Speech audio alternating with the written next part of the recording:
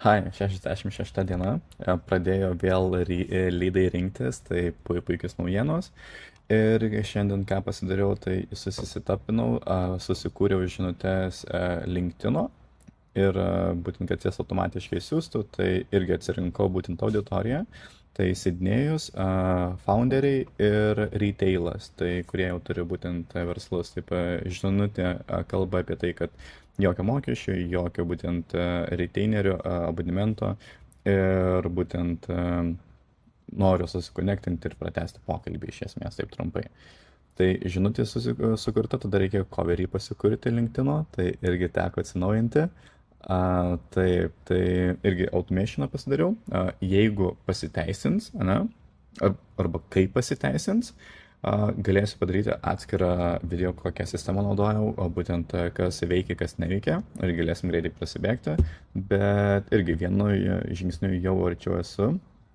Tai taip, tai ir šiandien ką papildomai dariau, tai rinkausi kūrybiškų idėjų, kaip būtų galima sukurti papildomas komunikacijas, tuo pačiu papasakojant apie paslaugą, apie produktą, bet iš juokingos pozicijos.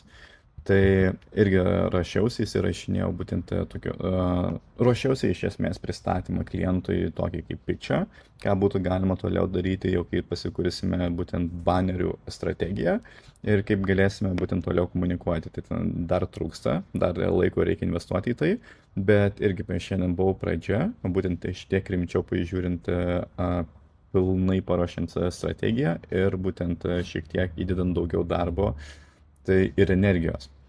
Tai tokia 66 diena ir dar taip trumpai dėl vakar pasimatymų, tai buvo viskas gerai, nuėjom, atsigėrėm karšto šokolado, buvo vėsa vakar ir tada nuėjome žaisti golfą. Tai pažaidėm golfą ir po golfo dar šiek tiek pasvaišėm ir įsiskiriam.